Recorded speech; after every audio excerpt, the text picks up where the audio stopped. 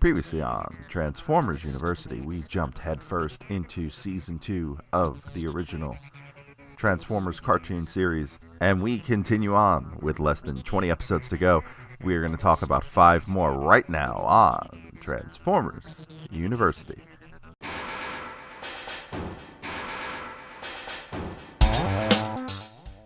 Hello, my friend, and welcome to episode number 37 in a row of Transformers University. I am your host, Anthony Brutali, and in this episode, we are going to be joined by a number of special guests as we talk Season 2 of G1, episodes 31 through 35, and that is overall episodes 47 through 51. But first, before we get into the cartoon episodes, I want to thank everyone who is signed up for our Patreon over at patreon.com/TFU.INFO. You know who you are, so big shout out to you. And if you'd like to join up, it's less than $8 a month.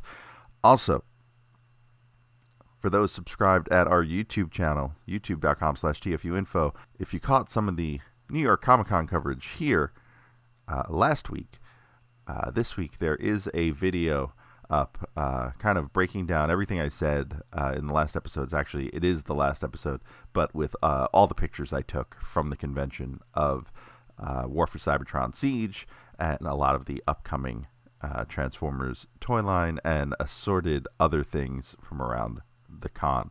Also, if you're on our Patreon, did a special Patreon exclusive episode talking about my experience at New York Comic Con 2018 and all the really cool non-Transformers stuff I saw and experienced while there. And in this episode, we are going to talk about the following episodes from Generation 1. We're going to talk The Gambler, Kremzeek, Sea Change, Triple Takeover, and Prime Target. And got a lot of special guests lined up for this episode and a lot of cool stuff. So let's get right into it. First episode, we're going to talk about The Gambler, Season 2, Episode 31, overall Episode 47, written by Michael Charles Hill. This is the first of 6 episodes written by Michael Charles Hill. He was the associate producer on the series, and for the episodes he wrote a lot of really good ones. He also wrote for G.I. Joe, wrote the famous episode Cold Slither, and is credited as being an extra as a boxing fan in the film Raging Bull. And to rage a bit more on this episode, I'm going to toss it over to my buddy, Gabriel Owens, the Salty Seaman. Have you heard the latest news? Lazarus is back from the dead, looking as one would expect, dripping with the waters of soul. Hey folks, Salty Seaman here. Going to review the episode The Gambler here into some of the better parts of Season 2. And quite frankly, I'll say probably the series as a whole. We all love the show. We grew up on it. My nostalgia for it blinds most of the flaws of the show. I can recognize them, but I overlook them or just enjoy them for what they were. But there are a handful of episodes you can always say, hey, look, this is like a really good show. Not even just a good Transformers episode or even a good, episode of a 80s afternoon kids cartoon, but just a good episode of something. Point to Heavy Metal War is a fairly tight, fun, solid episode. The Golden Lagoon is often credited as like, hey, it has a message, but it's not ham-fisted, and it's not a happy ending. Jumping ahead to Season 3, Web World, is one of the better character studies this series ever did. And another episode that gets brought up a lot is this episode, which is more it's just strong in the sense of being a good sci-fi adventure. This is one of those episodes where being a Transformer kind of takes a back seat to just being a character. And it's one of the reasons why this episode is so well remembered. This episode is actually a direct follow-up to the last episode I reviewed, Child's Play, although it aired much later, as obvious by it is even on a different show. unknown if they meant to run them back to back in this, order of production or time or whatever caused them to have a slip in schedule, perhaps. But regardless, we've had several episodes since, and now we're getting back to, at the time we just figured they just got home, and now we thought, there was more to the story than we thought. And we start off with, again, Perceptor took a toy rocket, and through a miracle of his intellect and scientific ability, crafted a working rocket ship out of it. And when it starts having mechanical difficulties, they immediately begin crapping on poor Perceptor. Again, ignoring the fact that he built this thing, probably with no help from anybody, has been keeping it flying through space, and the second there's issues, they're treating him like the janitor. This poor Perceptor. So the Autobots get captured by this slave trader out in space. Smokescreen manages to escape getting caught in a cage, but he realizes he's outgunned. He doesn't have much chance to, if he wants to save his Autobot bros, he's got to work over this huckster, slave trading, a gambling addict.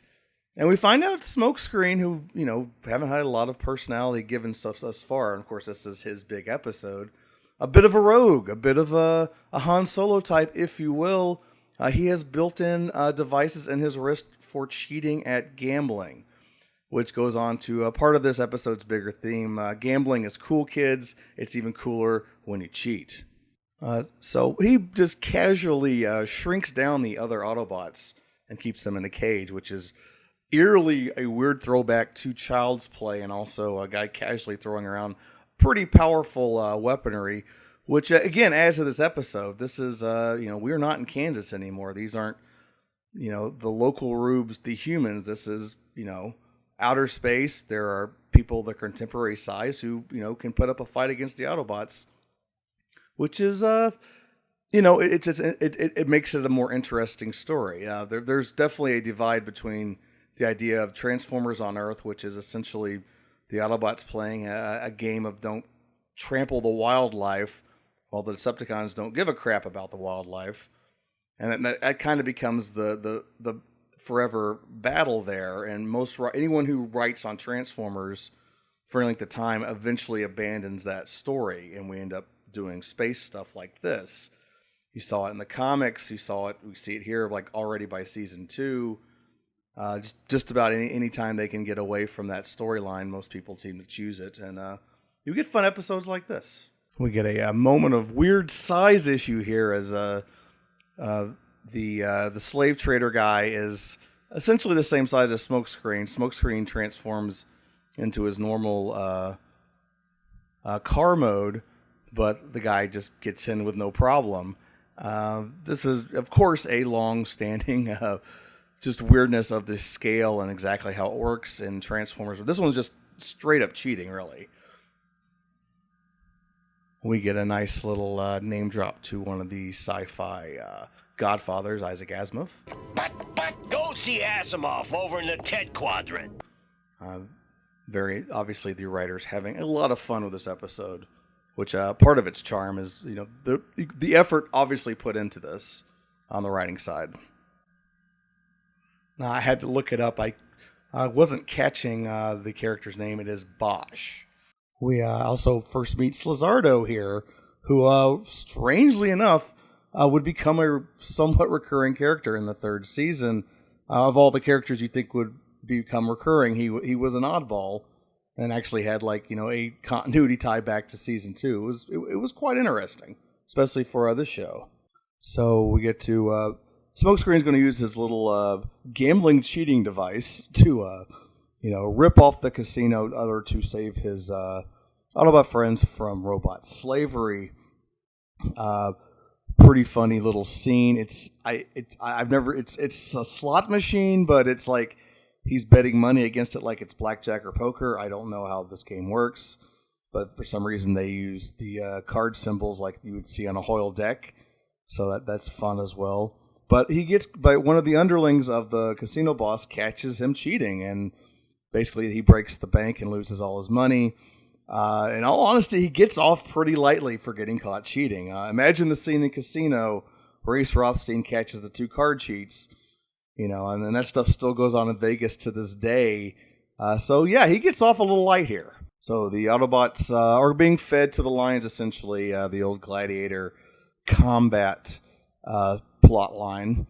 It's cool to remember, Optimus Prime is one of these guys, and he's just basically there, which is really fun.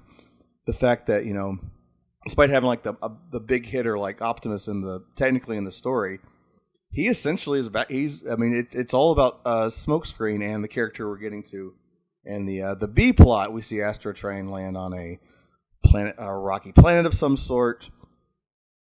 Dirge and Ramjet walk off, and then we first meet character who only shows up once, but became a huge fan favorite and has now shown up several times since. Devcon, which interesting. Not even a point of contention originally. It was assumed the pronunciation of his name isn't great in the episode, and most heard Defcon, which makes sense. You think Defcon 1, Defcon 2 is nuclear, the nuclear threat levels of the United States. It's a cool Transformerish name. Devcon really doesn't kind of mean anything. But I believe the script for this episode was around, and no one had really picked up on it. It wasn't until I believe the 2005 BotCon comics where Devcon shows up in print for the first time, and they explicitly use that spelling, and there was a backlash. A lot of people refused to accept that as his official name probably to this day, insisting in the episode it's heralded as Defcon. That's what it is. Dagnammit, I'll hear no more about it, but he is officially Devcon. So we get Devcon's backstory. Of course, he is an Autobot. He's wearing the symbol. He bonds with Smokescreen. It's been a while since he's seen one, a fellow Autobot. But basically, he's a bounty hunter, and he was following the cone heads to collect a bounty on. I'm assuming every Decepticon in the universe probably has a bounty on them somewhere, considering their implied track record. Now, here's a really interesting point. In fact, Dirge and Ramjet come to shake down this mob boss, and we find out there's someone even more sleazier in the galaxy than this Casino mob boss character, and it is in fact Megatron, which is a great little bit. They never, to my knowledge, follow up anything on this as Megatron being involved in Vice, and it makes sense, especially for his character. It's kind of it's like a protection racket, which totally makes sense. Something for Megatron to do, and it certainly seems to work. He seems to be more successful at it than he is most of the time. He tries to steal energy off Earth, but it's a really just a fun little bit, something you wouldn't even think about Megatron. It's another just bit why this episode is so great, and it's so rich, and so much good stuff comes out of this episode. I can't rave about it enough. I also shouldn't fail to mention the form of currency here is Energon chips, which establishes in the cartoon universe that Energon is not just the Autobots' fuel, or the Transformers' fuel. It seems to be kind of a universal fuel and currency, which makes a lot of sense, and it's a bit of interesting world building. I believe pretty much everywhere else, Energon ends up just being a Transformer-specific fuel.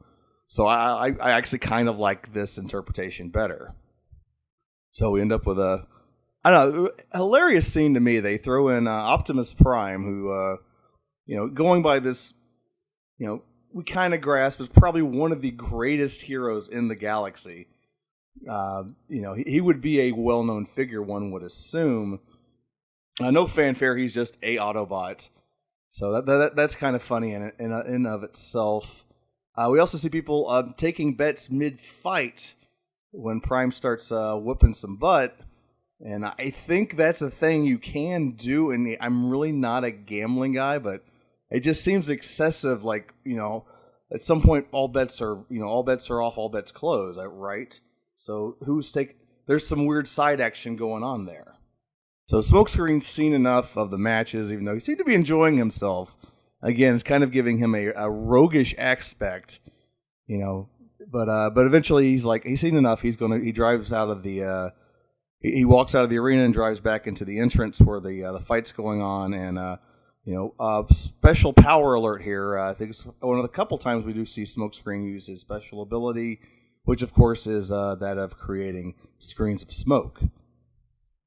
Everyone starts coughing. It's all chaos. People, of course, start robbing the money till because this guy has not got it locked up, nor has any decent security. I mean, you can't really feel for these guys. They're no wonder Megatron's riding his butt. He's pretty incompetent. As Smokescreen and Bosch are escaping, the Lord/casino boss send Dirge and Ramjet over to stop them. We end up in a chase. They end up blowing Smokescreen out of the street. He turns over. He's a wreck. And we get just a little bit of a bromance here. Ramjet's like, let's finish him together. And it's said with such love. And, there's so much going on in this episode. Just so many little fun bits. And, of course, Devcon comes in for the save. We also see the Coneheads know Devcon by sight and are scared crapless of him. It's one of those things is like, why has Optimus Prime not recruited this guy yet? And better yet, why we never see him again? So there's a reason he becomes a favored character. He is the epitome of cool, especially, to a, 9-year-old me or, millions of other kids watching, that really, really love this episode. However, Devcon has to explain to Botch what Decepticons are, while elsewhere they seem to be a fairly well-known commodity. There is some inconsistency here, in fact that Megatron's name kind of shakes people's knees, but then this guy doesn't know what a Decepticon is. And it's also kind of a running thing in here is the very idea that there are two separate species, the Decepticons and Autobots, because rarely do we hear them use the proper term for their race as a whole, Transformers, in the show called Transformers. I think you can count on both hands the amount of time that they ever use that term, which is, I think Ann has talked about before, and it's something we could probably go into in greater detail. But yeah, it just that was a weird bit of exposition no one needed, and it made him look really, really dumb. I didn't get that little bit. So we get a battle of the Autobots are zombies, basically. The way these alien races can really incapacitate Transformers is a kind of a big reveal in the story arc as a whole. But regardless, they are loading up Astrotrain with all this energon. Devcon and Botch and Smokescreen show up to fight for them. We get Slizardo switching sides, and this will not be the last master we see Slizardo serve. And there's a really, really bad animation error where Botch is coming forward and Slizardo is, I guess, supposed to be fading into the background, and the cell is just really, really off. Mostly when I'm watching these, I'm kind of trying not to really notice the, animation mistakes. There's always a bunch. But that one was just really, really bad. Kind of stuck out to me. Fun bit, Astrotrain names his gun. Now, prepare to meet my friend, Mr. Ionic Displacer. Unfortunately, the tech spec does not say Mr., which I totally should. But I remember hearing that line and going to check my tech spec of Astrotrain, which I had laying handy near me on my desk. And sure enough, that is the correct gun he was carrying. For some reason, as a kid, that tickled me. We get the Smokescreen once again uses his power, runs the Decepticons off. The Autobots are saved. We get a big reveal here. It was kind of weird. Earlier in the episode, Smokescreen transforms to, of course, cover better ground, trying to get back to save the Autobots, and Devcon just kind of runs behind him. And it seems kind of weird since we see at the end, he has an alt mode. He is a almost a sweepish, scourgish kind of space shuttle. But they didn't. They held off on that reveal to the end for, I'm assuming, on purpose, which is just kind of weird. But he ends up taking Slizardo with him. They become partners. We assume. Unfortunately, we never see them again. We never see Devcon again. We do see Slizardo again. But spoilers. It's apparently something went wrong there. But we kind of cut back, and the Autobots are just kind of laughing and joking with Botch, a known slave trader. I cannot stress this enough. But so much so, Optimus agrees to take the Autobots on what we assume is a hangover-esque debauched time in this, I can't remember, it's a takeoff of the name Monaco. Very fitting. Man, this is just such a good episode. I just, and then I'm not alone. This is, you ask poll any Transformer fans their favorite G1 episodes. This is a consistent top 10, if not top 5 episodes.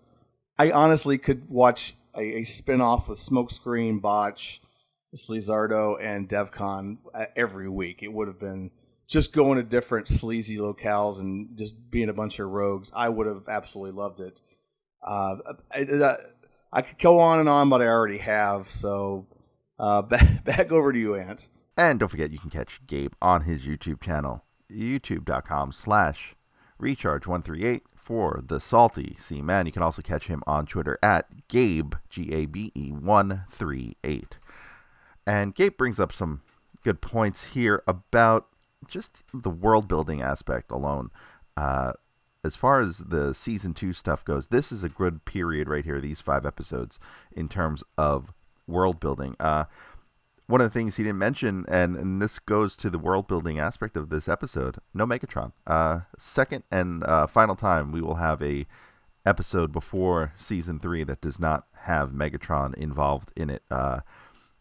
And so, that goes to show that there was more out there, that the writers were building a bit of a rogues gallery, and I really dig that aspect. And some of these episodes that we're going to cover today are varying in quality, but they all kind of follow that through line of Megatron is not the only risk to the Autobots and to this world that the Transformers live in. A couple of other notes about this episode, actually a lot of notes about this episode that I have, but not particularly story related. Going back to the writing of this episode was written by Michael Charles Hill, and he actually converted this script from an episode of Challenge of the GoBots, and an episode called Game World that he had originally done for that series. And there's some stark similarities to this. They're not David Wise level of similarities, but there are similarities such as the GoBots start off this episode in a space battle and begin to have their power drained from their ship, and then are captured by someone from the game's world who brings them to an evil lord who rules over the world and decides to pit the renegades and guardians in a gladiatorial combat. So there's certainly a huge similarity between the two episodes. They're not exactly the same. There's not repeated lines a la David Wise, but there are a lot of set pieces and scenery that feel very much the same.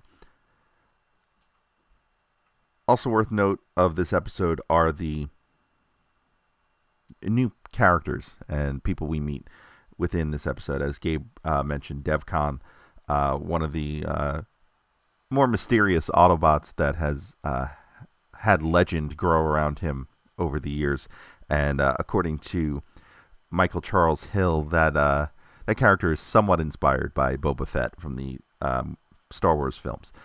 Also, a little more from Michael Charles Hill, and there's a great interview on the Cybertron Chronicle with Michael Charles Hill about this episode and all of the other episodes he wrote, but we will focus on this one. If you want to find out a bit more and see the exact quotes, Google that up, because there's a lot of cool stuff there. Slizardo is a character inspired sort of by Peter Lorre. So not only Cosmos' voice, as we mentioned in a previous episode, but also Lizardo himself, inspired by Peter Lorre. Bosch was named after a brand of spark plugs that Michael Charles Hill had just picked up. So if you're familiar with Bosch Auto Parts, that's where the name comes from. And Lord Gaikini, who is the Lord of this world, who's paying money to Megatron, there's an interesting story there behind his name. Everyone in the show says his name wrong. It's actually Lord Gaikoni. And the name is an amalgamation. So Hill was hanging out a lot with Flint Dille, who is the writer on Transformers, and we'll talk a little bit about him in one of the upcoming episodes, but also a writer on G.I. Joe. Him and Flint Dille were hanging out a lot at David Gygax's mansion. Now, David Gygax is the creator of Dungeons and Dragons, so they were hanging out a lot at his place back when they were writing these episodes. So the name is actually a combination of David Gygax's last name, that's the guy, and David Marconi, who is a writer also on G.I. Joe, wrote G.I. Joe the movie. So the name should be Guy Coney, but everyone in the show says Gaikini. And that takes us to the next episode in this batch, and that is Season 2, Episode 32, overall Episode 48, Kremzeek, written by David Wise. And there is an exclamation point at the end of Kremzeek. And this one is definitely a David Wise specialty. We will get into that a little later on. This episode starts with Megatron working on something in a lab. Starscream is nagging him, and then out comes Kremzeek, who speaks by saying his name. So technically makes him the first Pokemon. He's an energy creature, and he infects computers. And Megatron has decided that this is all he needs. Yes, Kremzeek, you will be my ultimate weapon against the Autobots. So Megatron places Kremzeek into a circuit trap, that's what he calls it, and he flies inside of Thrust to drop off the package at the Autobot base. It's interesting seeing Megatron fly inside one of the secret jets. I don't think we've ever seen that before, and I'm not sure we'll ever see it again. By dropping him at the base, Kremzeek attacks the Ark and the Autobots. One of those Autobots is Jazz, but he is not being voiced by Scatman Crothers. In this episode, he is being voiced by voice director Wally Burr. Maybe this will slow it down so we can find out. Kremzeek, being an electricity monster, attacks the Autobots and makes them incoherent for the most part. At this point, Sparkplug figures out that he can spray Optimus with an insulating compound, aka fire retardant foam, and keep him from being infected. But over the course of this scene, Kremzeek realizes he can infect Teletran 1 and does so to some amazing results. Alert! Alert! Evil Martian Flingos have invaded supermarkets across the planet. They have come to steal Earth's ammonia. And via Teletran 1 and the Sky Spy, Kremzeek takes a quick trip to Japan. So, Bumblebee, Optimus, Inferno, Blaster, hop aboard Omega Supreme. Finally, they decide not to drive across an ocean and fly into Japan. When they get to Japan, they find Kremzeek, and he infects Omega Supreme before infecting a train that is driving into the city. And Optimus decides to transform and drive on the tracks to try to catch Kremzeek with Inferno, Bumblebee, and Blaster on top, but not inside. That's odd, especially since he had his trailer. The people in Japan in this episode actually speak in Japanese, though according to TF Wiki, it is spoken very poorly. And then Kremzeek makes his way around, I guess it's Tokyo, and enters a factory when the Autobots meet Dr. Soji Yoshikawa, who is a character that will show up not more in the Generation 1 cartoon, but he does show up in other series down the line. He realizes you can use radio waves to stop Kremzeek, and they trap him inside of Blaster. But being trapped inside of Blaster with the radio waves actually spawns multiple Kremzeeks in varying colors. The Kremzeeks attack Tokyo, and meanwhile the Decepticons are developing an energy magnet to drain power. The Autobots lure Kremzeek to a power station and end up making one giant Kremzeek. The Decepticons then drain all the power from Tokyo using this energy magnet, and Blaster has an idea to send Kremzeek to the energy magnet. And Optimus Prime, he's kind of a jerk about it. Blaster, you finally came up with a plan. So the Autobots send Kremzeek back to the Decepticons, and he destroys the magnet. The Autobots realize they need to destroy Kremzeek, even though he is a living thing. To Optimus and Bumblebee in particular, they feel bad, but they know they must destroy Kremzeek, so they fire their weapon that they've built with Dr. Yoshikawa to destroy Kremzeek, and do so. And then as they're reminiscing about Kremzeek, another small Kremzeek emerges from Blaster's chest, and we start all over again. And that is the famed episode of Kremzeek. Now, there's a bit of a legacy to this episode. The Kremzeek character did get an official little toy with the original masterpiece Megatron in Japan. He also exists inside of the current mobile game Transformers Earth Wars as a power-up feature, and exists in multiple colors in that game, and each color Kremzeek does something a little different. And this, being a David Wise episode, means we're wise. And so this Kremzeek energy monster idea is one of the things that is a big piece of David Wise's bag o' tricks as a writer. And oh boy, has he used this concept many, many times. If you recall back to the beginning of Season 2, we covered an episode called Day of the Machines, where David Wise recycled part of a Masters of the Universe script that he had written previously, also called Day of the Machines. But that episode also included an energy monster that went inside of the computer system, much like Kremzeek. But it doesn't stop there. Now, he did reuse this in an episode of Defenders of the Earth in 1986, where a computer is infected with a quote-unquote demon, and just like Teletran 1, starts babbling incoherently. One moment. One moment. Oh, the mountains. Oh, the sea. Crimson. Sometimes like fire. Dynak, what are you talking about? It appears our Dynak has fallen prey to this computer demon as well. But the comparisons don't end there. David Wise also reused this in an episode of Teenage Mutant Ninja Turtles and an episode of The Mighty Ducks. The episodes in question for TMNT is called The Big Zip Attack, whereas the Mighty Ducks episode is called Zap Attack.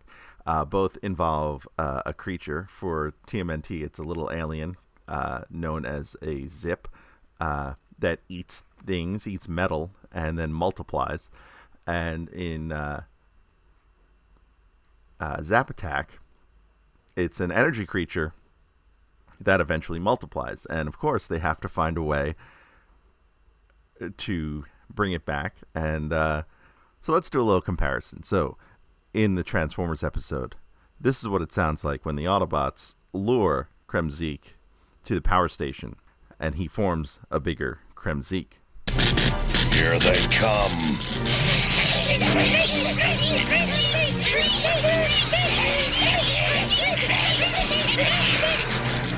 Oh no.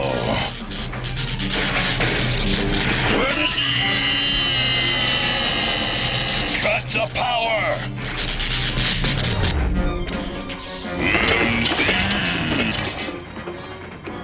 Maybe this wasn't such a good idea.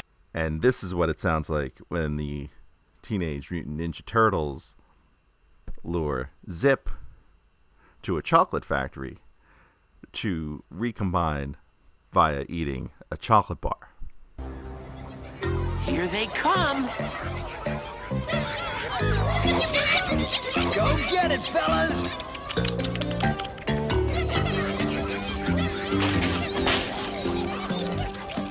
Wow, you found something those dudes really dig. Yeah, and I bet they don't even save us a bite. There's more to it than that. Watch. Whoa, they're getting it together. Uh-oh. I'm beginning to think this was a big mistake. A big mistake? I'd call it a King Kong-sized mistake. And this is how the Mighty Ducks get their energy creature back in the Zap Attack episode.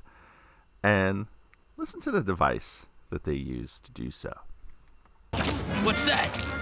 My energy magnet. It'll attract those little creatures like candy.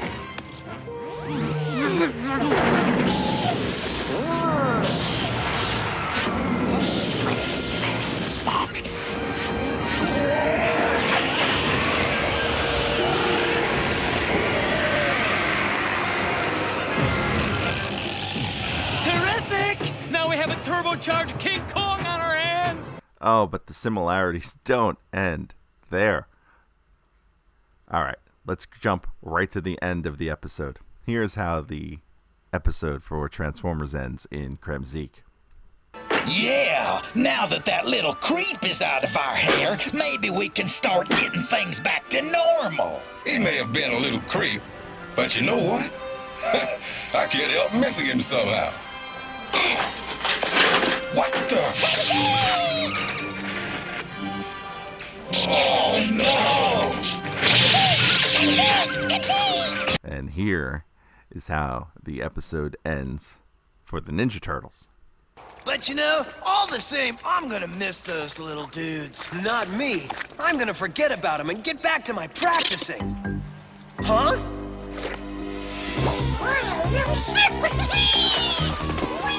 Oh, And here is how the episode ends for the Mighty Ducks. Well, at least we're rid of all those energy creatures. Oh no, not again! This show's gonna turn into a rerun of itself. Oh, that David Wise. He is quite the sneaky one. So, Weisenheimers, we're going to move on to the third episode we're covering in this edition of Transformers University, and that is Sea Change Season 2, Episode 33, overall Episode 49, written by Douglas Booth, who we've talked about many times on this show. It is a bizarre episode, but again, it is another one that involves some serious world building. And for more, I'm going to toss this over to my pals over at the Stasis Pod podcast. All right. Hello, I'm Rob. I'm Jen. And I'm David. And we're the crew from Stasis Pod, here to talk about Sea Change. An episode that I went to remembering that it was pretty goofy, and I was correct that it is very goofy, but it's also deeply, deeply weird. I mean, it is about... It brings up... It is about a robot. It's concepts and ideas and body horror. It's about a robot who is willing to commit suicide to prove that he has a soul. Yeah. I mean, yeah. So yeah, in a nutshell, the episode is about a Decepticon controlled planet that is full of vaguely Aztec elf people. Well, yeah, as they tend to be. The Aztec, Toltec kind of, but they're named after an actual group of, or an actual Aztec god, kind of. It's spelled different, though. Yes, Tlaloc. Yeah. They're the Tlalocons. Yes. And they are ruled by a fat-ass Decepticon computer, Deceptitran. I mean, he's kind of Mojo-ish. Like a sad Mojo. He's just this spherical gray and purple ball with 2 Dr. Octopus tentacles who has a weird accent like so many characters in Transformers and G1. So the Autobots go to help these people out. Chief among them, Seaspray, who I always liked as a kid because I had his action figure. And who is weird because he's the romantic lead on the show, but he also sounds like he's constantly gargling. Yeah, so I think it's interesting, like, the first year of G1, the writers had this whole thing where they would, like, give the characters superpowers because I guess they were comic book writers. Season 2, you got all these new characters who had weird voice stuff going on. Yeah. And it's pretty unique to Season 2. Bunch of old actor impressions, foreign accents. And then reverb on top of it, like the weird bubbling and thing, and the whole Cosmos situation, who's sort of... Wait, was Cosmos the one that sounded sort of like Peter Lorre? He sounds exactly like Peter Lorre. Exactly. Yeah, but his entire purpose in this episode is just transport. Speaking of Cosmos, though, he gets an episode that is not unlike this called The God Gambit, which is another episode in which they end up on another planet with... like space elves. Space elves. More space. It's weird. I don't know why that's such a thing that keeps happening. Well, because we can only draw Star people, Trek. So we're just drawing people with pointy ears. Yeah, we're just drawing Mr. Spock only without shirts in this episode. All dressed the same like Aztecs, and there's a war and things, but it's like. But anyway, the sea war. change. Sea change of the title refers to the pool of transformation, which the natives can use to change themselves from people with legs to mermaids. And but you do. The way they talk about the implication is they're broken down at the atomic level into nothing but their mind and their soul, and they just create a new body in the pool. Yeah, it's very weird. So we see a bunch of drones get in there, and they just blow up. And so Seaspray, he wants to go in there, and this lady Alana, who is kind of having a thing. Yeah, and also, so we didn't specify, just going off generally about second season G1 characters, Seaspray specifically just sounds like he's gargling all the time. Oh, yeah. Which I remember was a lot of fun when I was a kid at the pool. But yeah, it doesn't make for a great romantic lead. Yeah, so Seaspray, he's going to get in there. She's all, no, wait, no, you're a robot, you'll die. And he's all, no, I have a soul. I will prove it, and I will go in here. And indeed, he does have a soul because he just turns into a white dude. Yeah, he turns into a sexy elf man himself. Who is also constantly gargling. Yes. Yes, his voice doesn't change. And then later on, she uses the pool to turn herself into a robot. Yes. And that robot can turn into a wooden boat. Well, I mean, it's not actually wooden, but it's the style of boat that would be and it's brown. Okay, it's a primitive boat. I guess that's their species pool magic stuff bleeding over to transforming. Outside of this episode is so bizarre. And speaking of wood, they also trick Rumble into going into this and turning himself into a horrifying tree man. Yep, body horror. Body horror. That's a weird thing I remember for some old Hercules movie where some priestess turns men into trees. Weird body horror. They did that on Mystery Science Fiction 3, Mystery Science Theater 3000. Well, they do it by they knock him into the pool, and when he's all dissolving, they're specifically think of a tree. So they actively trick him into specifically turning into a tree by telling him that to survive he has to imagine himself as a tree. So that's kind of cruel. Yeah, and it works because he's as dumb as an actual tree. Yes. But anyway, in the end, we learn an important lesson about interracial relationships because Seaspray decides he prefers to be a robot instead of a dude, and she prefers to be a lady instead of a robot lady. But hey, they can still have a thing, and I think doesn't she explicitly say I love you? Yeah, it's in 20 minutes they go from just meeting to in romance because Seaspray made a wish upon a falling star. The first star of evening. I guess. Same difference. Also, there's a theme theme that crosses between even, like, the cartoon and the comic books and everything is that any Autobot who ends up with a humanoid girlfriend is a total dork. Only absolute losers. Because there's him, there's Powerglide, there's arguably Sludge in the UK comics.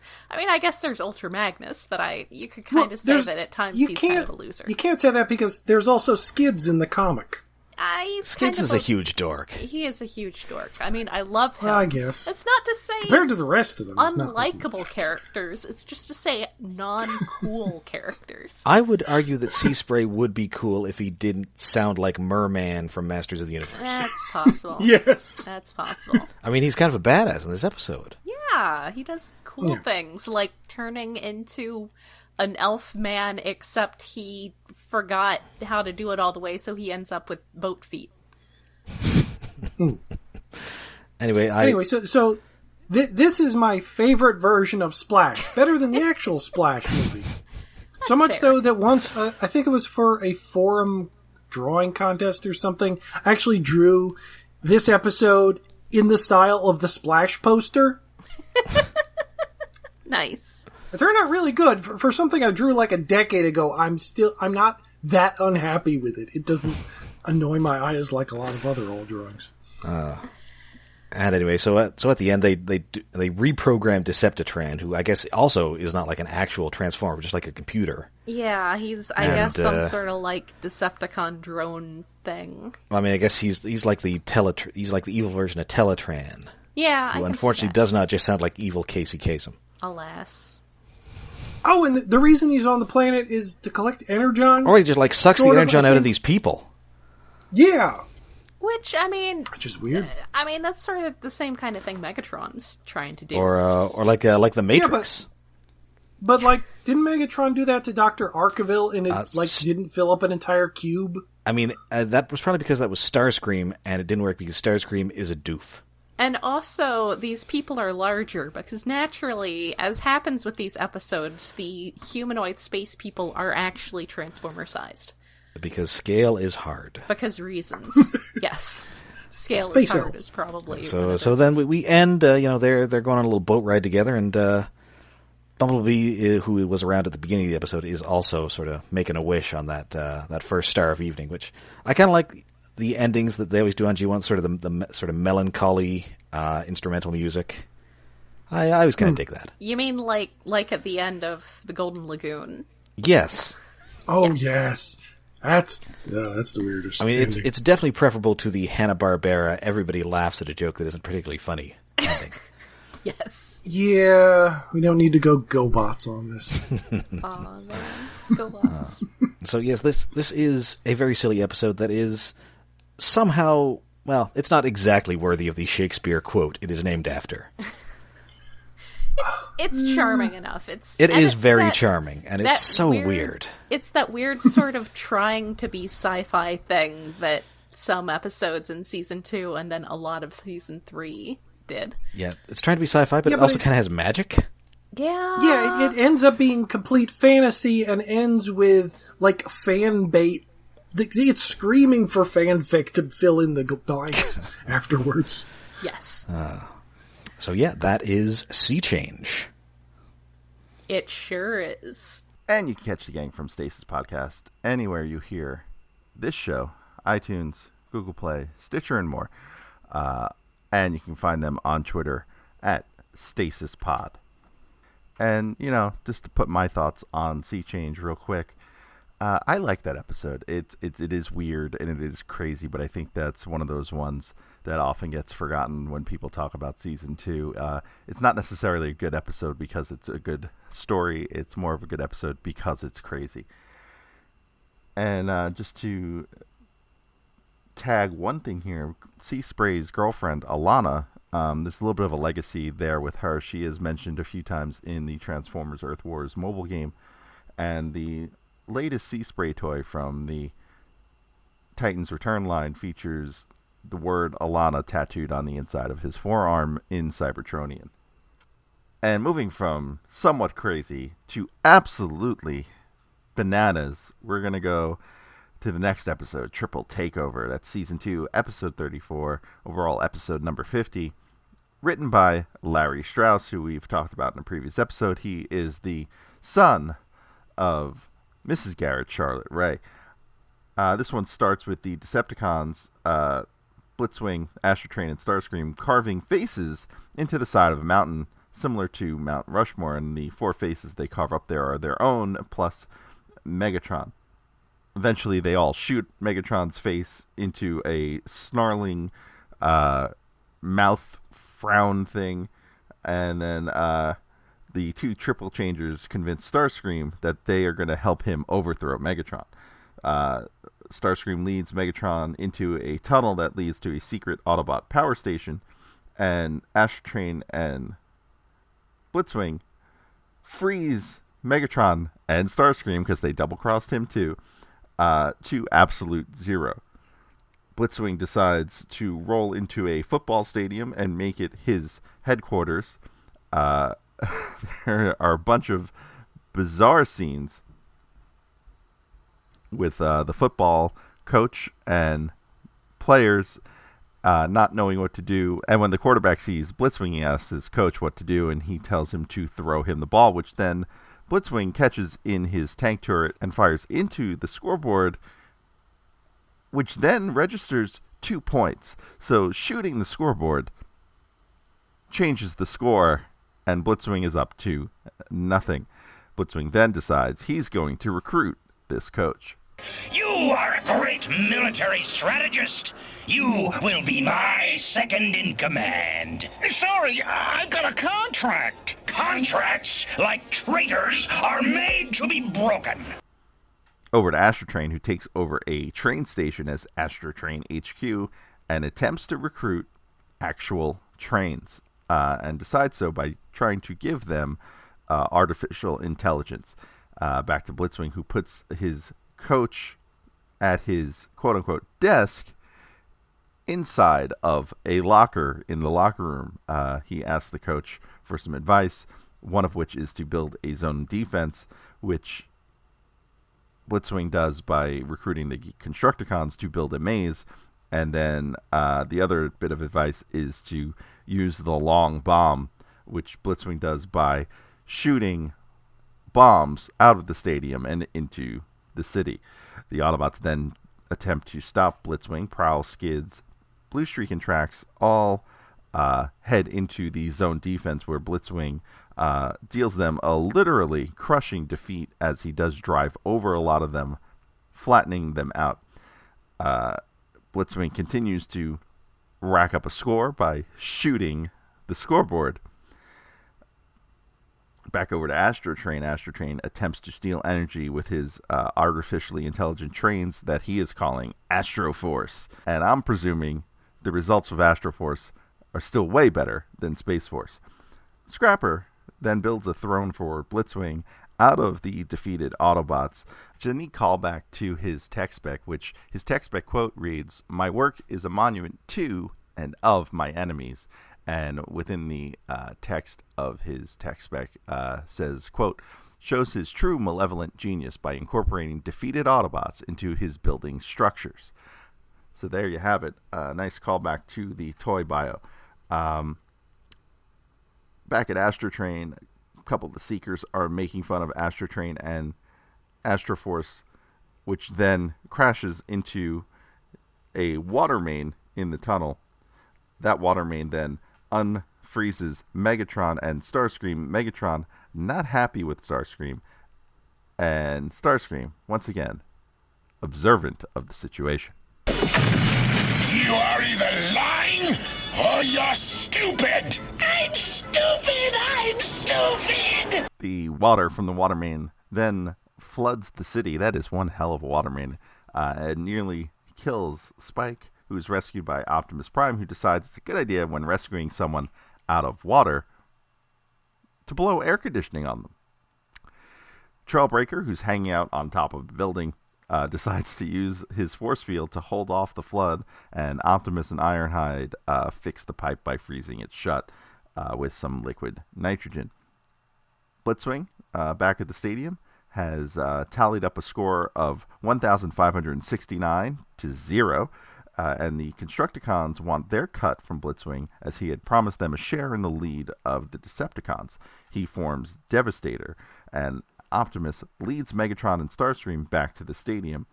Trailbreaker then sends the trains of Astroforce to the stadium as well via his force field, and the Seekers fly there as water floods the stadium. The Autobots just decide to hang back and watch the Decepticons duke it out, and Megatron resumes command, but Devastator still wants to lead. Eventually, Megatron will win, and the Decepticons will head back to base. The Autobots hail Optimus, and the four that were built into a throne decide to form a throne for Optimus, but that does not suit Optimus's tastes. Thrones are for Decepticons. Besides, I'd rather roll. And from that Decepticon-focused episode, we return one more time to an episode that does expand on the Rogues Gallery that the Autobots would face on Earth in Season 2, and that is Prime Target, which is Season 2, Episode 35, overall Episode 51, written by Buzz Dixon and Flint Dille. And this would be Dille's first episode of Transformers that he would write, but he would also go on to write several episodes in Season 3 and was the story consultant for the first 3 seasons and Transformers, the movie. And here, Flint Dille shares his method to approaching a Transformers script and making it a bit different from what everyone else was handing in. I tended to write weird episodes because I edited so many normal ones that I was always trying to write an episode that went and did something that other episodes didn't do. I remember Jay Bacall calling one time and saying, hey, I'd like to see a Joe episode where they don't blow up the Cobra headquarters at the end, So, that's, we did two like that. And, one of those Joe episodes that he did like that was called The Games Master, which many of you might know as the Baroness in a Bikini episode. That was also written by Flint Dille, and there are a lot of scenes that are very similar from that episode to this episode of Transformers. And for more on that, I'm going to toss it over to one of our students at the TFU.INFO Patreon, podcaster in his own right, Jason Kirk. The Transformers Generation 1 Season 2 episode Prime Target probably isn't the worst episode of the series, but it might be the most ridiculous. This entire episode defies logic, ignores physics, and features some very obvious animation errors. There are also some really odd edits, which must drive Ant crazy, and some spots where sound effects and even dialogue are completely missing. It's kind of a mess, really. A lovable mess, but a mess nonetheless. The story was written by Flint Dille and Buzz Dixon. Wait, the guy who wrote the God Gambit wrote this? I feel like I'm taking crazy pills! Lord Chumley is a big game hunter who wants to finish his collection with the head of Optimus Prime. No, seriously. Dude has a placard on his wall that says Optimus Prime with the words Mount Head Here on it. So how does he plan to lure Prime to his castle? Yes, I said castle. By capturing other Autobots to force Prime to come and rescue them so Chumley can capture Prime. And how does he capture the other Autobots? Well, Bumblebee and Trax are captured using hologram decoys of Blitzwing and Astrotrain. Jazz is electrocuted in a car wash, but not a car wash of doom. Beachcomber is captured when he pays to get on a toll bridge. Grapple is captured in a physics-defying cage of fallen steel beams. Crazy pills! Inferno is wrapped up by a fire hose while trying to rescue a fake child from a burning building. And Blaster is literally folded up into his boombox mode by a giant pair of hands that come out of a billboard he is standing below. What is going on here? I don't know. Through it all, Chumley is helped by his faithful butler Dinsmore, who I can assure you does not have the butler skills necessary to place him in the pantheon of butler greats, such as Pennyworth, Duckworth, and Igor. Even Igor thinks it's silly. Dinsmore also tries to capture Huffer by drilling into the back of his alt mode, but Huffer leaves before he can do that. And while that's extreme, Chumley fails to capture Windcharger when he attempts to hit him with a speeding train. Oh my God! Woo! Listen to that horn! And all this happens in like the first 8 or 9 minutes. There has to be a fascinating story behind the script. Well, either that or was just a product of Hollywood in the 80s. Cocaine's a hell of a drug. We also see a little bit of a dark side to Prime. While he never hurts Chumley, he is threatening him the whole time, and even straight up tries to kill a monster Chumley sends after him. Maybe that darker version of Prime we got in the live action movies was more accurate than we thought. Give me your faith. Maybe not.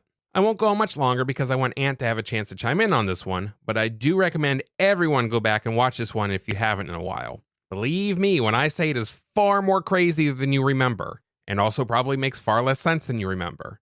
But it did give us one of the best lines ever spoken by Optimus Prime. What is with you? That one's pretty good, but not quite. Sorry, my bad. Oh, God, no. Amazing. A booby trap that actually catches boobies. Yep, that's the one. Sure wish I had one of those in high school, am I right? So while there's some truly ridiculous stuff in this episode, at least it doesn't do anything crazy like have a girl fall in love with a robot. They save that for the next episode. Now, if you'll excuse me, I have to run before this angry mob of Thundercracker Marissa Fairborn shippers gets here. Hey, no, it's okay, guys. I'm one of you. No, really, I am. And, of course, you can catch Jason on a number of his shows, including Paladins of Voltron. He's also got a show called Podvocacy and a show called The Everlasting Minute, where he and his co-host break down the original Willy Wonka's Chocolate Factory film 1 minute at a time each episode. And Jason has some great points about how crazy this story is and how it got together. And I think it's interesting to hear how Buzz Dixon and Flint Dille got together. Actually, the truth is, my relation with Buzz goes back literally to the first day in the my first day in the animation business. And that was when Joe Ruby hired me. And I went into his office and he introduced me to Buzz, and he said, "Hi, this is Buzz. I want you two guys to work on a concept." And so we went out to the local coffee shop, and Joe told us what he wanted us to do. And we created a thing called Cyberforce. There's later a product called Cyberforce that had nothing to do with this. Well, we thought it was just the most brilliant thing in the world, and really pitched Joe hard, and he just didn't like the idea. And the next day he said, "Now you have to understand, it's like you come up with an idea, but you're not supposed to fall in love with it. You just come up with a bunch of different takes." It was actually great advice. And it's interesting that that Dixon and Dille wrote this together, and some of this is totally lifted from that Joe episode, The Games Master. And Dixon himself actually had the idea for Chumley much earlier on than Transformers, and he explains it here in his own words. Prime Target is a great example of a character in search of a story. I had come up with a character for a comic book called Baron Stegar, and the comic book project did not come about, and I just thought, wow, cool character, where could I use him? So I figured, well, let's work him into the Transformers, because we couldn't work him into G.I. Joe because we had like 80-some characters in G.I. Joe. So I figured we can work a human villain into Transformers. What would a human villain do to the Transformers? And I thought, well, he's a baron, he's kind of arrogant and whatnot. Let's make him a big game hunter. Let's have him going after the biggest game of all. That was a pretty fun story, as I remember. It was not particularly deep or emotionally complex, but it was a lot of fun to write. And for an episode that was particularly fun to write for Buzz Dixon, there are a lot of little tiebacks to G.I. Joe and some other Sunbow shows. So this episode starts off with an October Guard plane crashing, and that's established in G.I. Joe. They are basically the Soviet version of G.I. Joe, and we later find out, since there's only one female member named Dana, this was her in the crashed plane, which was then stolen by Lord Chumley, which stokes tensions between the U.S. and Russia. We get a number of news reports from Hector Ramirez, which is a spoof of Geraldo Rivera, which around the time of this episode was when Rivera was making a name for himself, unlocking Al Capone's vault. Hint, there was nothing inside. But this is Hector Ramirez's first appearance in Transformers. He appeared previously in G.I. Joe. He would go on to appear in other Sunbow shows such as Gem and Inhumanoids. At one point in this episode, he interrupts a soap opera called As the Kitchen Sinks, which all of the Autobots are watching. And, you know, for a kid's show, the soap opera mentions people within the show having an affair. So you see, my dear, if Donna is having an affair with Gordon, Jack doesn't know that Cheryl hid the real will. We interrupt as the kitchen sinks for this special news bulletin. When Optimus receives a message from Lord Chumley, Optimus has a switch on Teletran 1 that is marked feedback overload, which then overloads Chumley's computer at his castle.